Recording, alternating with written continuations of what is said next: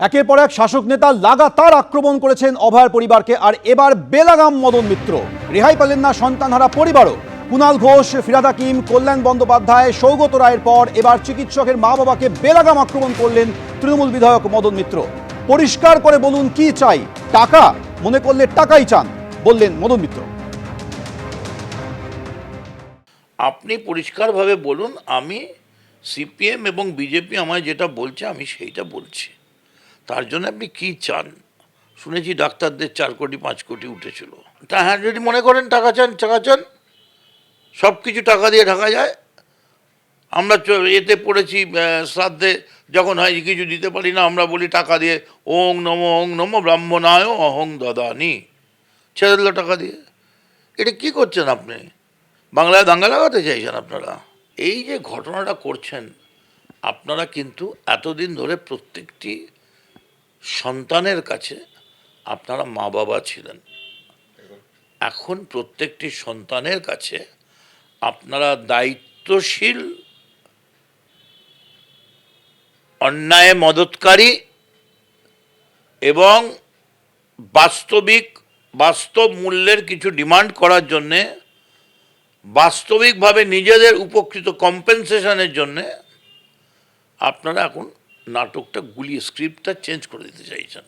এটা বিচারপতি অর্ডারটা দিয়েছেন, মমতা ব্যানার্জি অর্ডার দেননি, বরং মমতা ব্যানার্জি অর্ডারের বিরুদ্ধে গিয়ে তিনি ফাঁসির জন্য আবেদন করেছেন।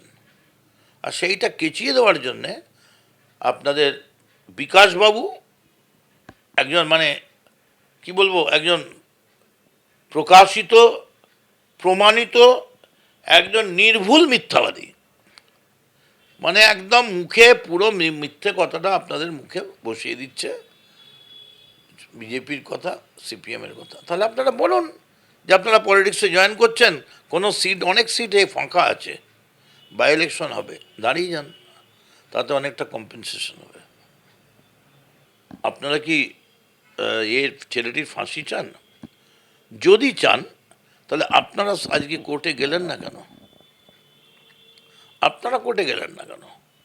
আপনারা বাবা মা হয়ে দাঁড়াতে পারতেন কোর্টের কাছে গিয়ে, গেলেন না। যদি ফাঁসি না চান তাহলে সিবিআইকে বারণ করলেন না কেন? আর যদি ফাঁসি আর ফাঁসি নয়ের মাঝামাঝি দাঁড়িয়ে থাকতে চান তাহলে বাই ইলেকশন খোঁজ করুন কোথায়, তবে জিততে পারবেন না, চান্স নেই।